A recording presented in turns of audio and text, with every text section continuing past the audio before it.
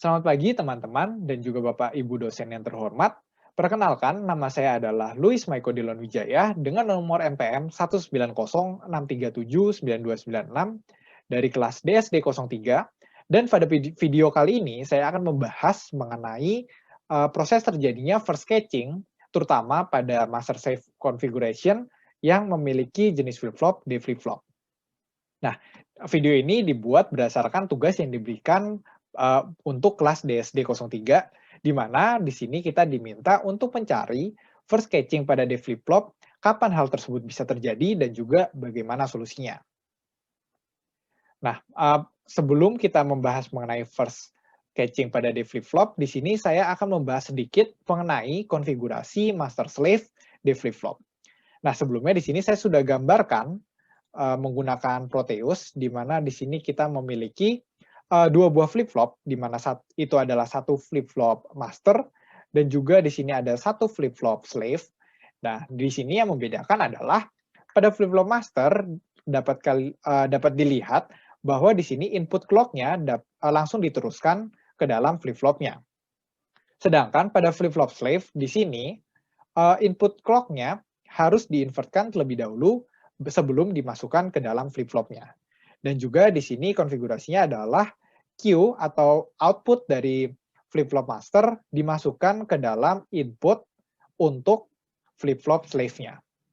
Nah, itu saja mengenai konfigurasi master slave di flip-flop yang akan kita gunakan untuk analisis kita pada video kali ini. Pada video kali ini, saya menggunakan dua pendekatan. Yang pertama adalah menggunakan time diagram untuk analisisnya, dan juga akan digunakan nanti simulasi pada Proteus. Nah, pertama-tama di sini saya akan membahas mengenai time diagram pada konfigurasi master slave untuk D flip-flop dengan level trigger. Nah, di sini saya memiliki 5 time diagram. Yang pertama itu adalah CLK atau clock-nya sebagai pengendali dari master slave tersebut. Lalu di sini adalah D, di mana D itu adalah data yang ingin saya berikan ke master slave itu. Dan di sini adalah DG, di mana itu adalah data yang saya ingin berikan tetapi sudah mendapatkan glitch, di mana glitch-nya itu adalah bagian yang merah di sini. Selanjutnya di sini adalah QM1 dan juga QS1, di mana QM1 itu adalah output dari flip-flop master, dan juga QS1 itu adalah output dari flip-flop slave-nya. Nah, di sini adalah misalkan kita ingin memberikan suatu input D ke suatu master slave. Jadi ini adalah input yang semestinya didapat oleh si master slave-nya. Nah, tetapi karena satu dan lain hal terjadilah suatu glitch, di mana glitch ini menyebabkan input ini menjadi lebih pendek dari semestinya.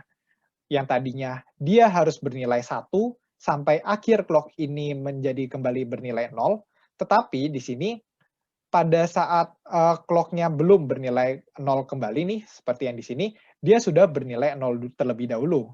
Karena di sini saya menggunakan tipe level triggering, maka di sini dapat dilihat bahwa pada output master di sini, dia sudah memiliki nilai 1 terlebih dahulu.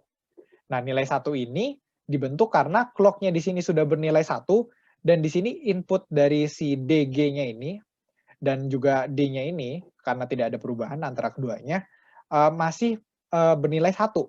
Sehingga di sini nilainya ikut menjadi 1. Nah, tetapi yang membedakan adalah pada input yang terkena glitch di sini, dia nilainya sudah menjadi 0 sebelum si clock-nya ini kembali nilainya menjadi 0. Maka itu menyebabkan output dari Q master yang ada di sini atau output masternya, dia kembali menjadi 0. Nah, maka dari itu dia akan terus seperti itu sampai dan tidak berubah sampai nanti di sini akan tertrigger dengan clock sampai dengan 1 lagi. Nah, karena Q master ini bernilai 1, Q master ini bernilai 0, terutama pada saat di clock-nya di sini bernilai 0 juga, maka tidak terjadi perubahan pada output slave-nya. Karena output slave di sini tergantung pada output master yang ada di atasnya. Karena seperti yang kita lihat tadi, bahwa input dari suatu flip-flop slave itu adalah output dari masternya. Maka di sini tidak terjadi perubahan sama sekali. Nah, di sini terdapat 3 solusi untuk memecahkan permasalahan yang tadi. Yang pertama itu adalah kita harus menjaga kondisi D tetap sama selama clock tersebut pada kondisi 1. Nah, di sini adalah contohnya, misalkan kita harus menjaga si D ini bagaimanapun caranya agar tidak terkena glitch, sehingga output-nya ini akan terus sama ketika clock-nya ini bernilai 1. Nah, tapi ini sulit dikendalikan, kenapa? Karena glitch itu kita tidak tahu datangnya dari mana dan juga itu di luar kendali kita. Ada asumsinya di sini. Nah, maka terdapat solusi yang kedua, yaitu kita menggunakan jenis flip-flop dengan tipe edge triggering. Nah, edge triggering itu adalah suatu triggering yang terjadi pada suatu flip-flop, di mana yang kita perhatikan hanyalah bagian depan ataupun bagian belakang di sini, atau dapat kita lihat itu adalah masa transisi dari clock-nya. Misalkan kalau ini adalah dari nilai 0 ke 1, maka itu adalah kita sebut sebagai positive triggering, dan yang ini adalah 1 ke 0, di mana kita sebut itu sebagai negative triggering. Nah, selanjutnya kita juga dapat mengubah D flip-flop tersebut menjadi T flip-flop dengan menambahkan gerbang SOR pada input D dan menghubungkannya dengan output-nya. Contohnya di sini, saya memiliki input D, 1, 2, 3. Contohnya di sini, saya memiliki suatu flip-flop tipe D, di mana ini kita bisa lihat bahwa ini adalah tipe edge triggering yang kita dapat lihat dari pada input clock di sini, itu memiliki segitiga yang berarti edge di sini. Selanjutnya, kita akan memberikan gerbang SOR yang ada di sini, di mana gerbang SOR di sini saya menggunakan skematik yang sedikit berbeda dengan gerbang SOR pada umumnya, karena pada shape yang ada di PowerPoint ini tidak disediakan gerbang SOR yang biasa kita gunakan. Nah, di sini caranya adalah kita menghubungkan output dari gerbang SOR tersebut ke input D flip-flop-nya, lalu kita menghubungkan salah satu kakinya dengan output Q yang ada di sini. Nah, kurang lebih bentuknya akan menjadi seperti ini. Nah, kaki sisa yang ada pada SOR di sini, kita akan berikan dia sebagai input T-nya. Seperti berikut. Nah, maka di sini kita sudah memiliki suatu T flip-flop. Nah, di sini sekarang kita sudah memiliki time diagram yang baru, di mana di sini saya mengambil dari time diagram sebelumnya, yaitu nilai QM1 dan QS1, itu sebagai flip-flop yang memiliki level triggering, dan di sini QM2 dan QS2 itu adalah flip-flop dengan edge triggering. Nah, di sini kalian dapat lihat bahwa yang edge triggering ini hanya akan berubah nilainya atau mengalami perubahan bila di sini naik clock-nya.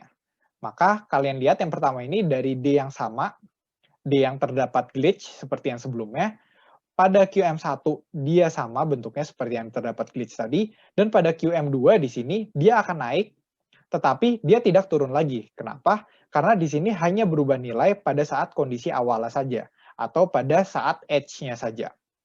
Nah, selanjutnya ini menyebabkan ketika dia tertrigger negatif, itu akan men-trigger si slave-nya, slave yang kedua. Sehingga karena di sini nilainya adalah 1, di sini adalah 1, maka yang di sini akan bernilai 1 juga. Nah, sehingga di sini kita sudah dapati seperti apa yang kita inginkan, yaitu di sini pada saat dia turun, dia akan memiliki nilai 1 dan 1. Sedangkan kalau yang tadi, kita bisa lihat perbedaannya, kalau yang di sini adalah nilainya menjadi 0 dan 0, dan di sini adalah 1 dan 1.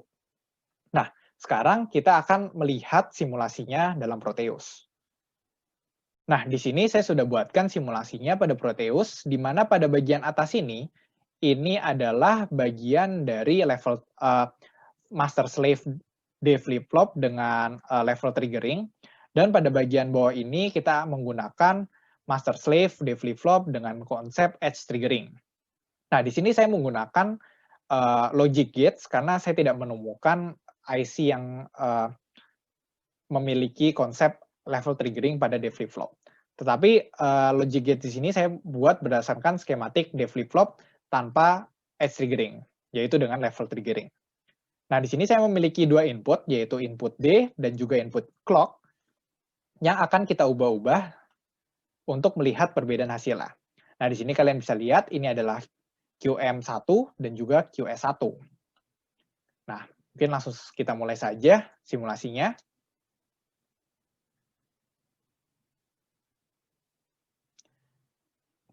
Nah, simulasinya sudah dimulai sekarang. Nah, kita akan memberikan sama seperti yang tadi, di mana pertama-tama kita memberikan di sini adalah input 1, di mana pada kalian lihat, bila kita memberikan input 1, pada kedua konfigurasi master slave di sini, sama-sama tidak memiliki hasil, karena di sini keduanya harus di-trigger dengan clock terlebih dahulu. Nah, maka ketika saya memberikan trigger clock-nya sama dengan 1, kalian lihat bahwa di sini QM1 dan QM2 memiliki nilai yang sama. Nah, mengapa demikian? Karena pada kondisi ini kita belum mendapati glitch. Nah, sekarang saya akan berikan glitch, di mana D ini saya akan ubah menjadi 0. Nah, jadi seolah-olah terkena glitch. Nah, kalian bisa lihat bahwa pada ketika D ini nilainya menjadi 0, nilai QM1 di sini nilainya menjadi 0 juga. Sedangkan untuk QM2 yang menggunakan konsep edge triggering, itu nilainya tetap sama dengan 1. Nah, ini menyebabkan sama seperti yang kita sudah lihat tadi pada time diagram. Maka, jika clock-nya kita nonaktifkan lagi, atau kita berikan nilai 0, nah, di sini kalian lihat bahwa yang pada level triggering akan menghasilkan output QM1 dan QS1-nya bernilai 0, dan di sini QM2 dan QS2-nya pada edge triggering itu bernilai 1. Nah, sama seperti yang kita simulasikan tadi. Nah, di sini saya juga akan bahas sedikit mengenai perbedaan dari D flip-flop dan T flip-flop adalah pada T flip-flop ini memungkinkan terjadinya toggling, di mana toggling itu adalah output yang dihasilkan itu adalah komplement dari output pada state sebelumnya. Nah, contohnya di sini, bila kita berikan D dan T itu sama dengan 1, lalu kita jalankan clock-nya, maka pada D flip-flop nilainya akan tetap 1. Sedangkan pada T flip-flop, itu nilainya akan berubah-ubah. Di mana di sini 1, lalu akan menjadi 0, lalu akan menjadi 1 lagi, dan seterusnya. Nah, di sini saya juga sudah buatkan perbandingan antara D flip-flop dan juga T flip-flop pada konfigurasi master slave. Nah, perlu diketahui di keduanya ini sudah menggunakan edge trigger. Karena di sini saya menggunakan D flip-flop yang edge trigger, dan di sini T flip-flopnya dibuat berdasarkan D flip-flop dengan edge trigger tadi.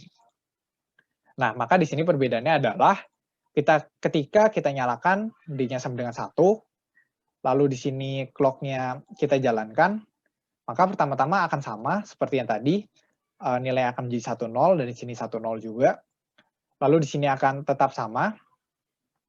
Lalu di sini lihat bahwa pada T flip-flop di sini dengan konfigurasi master slave akan terjadi toggling juga. Nah, seperti itu perbedaannya.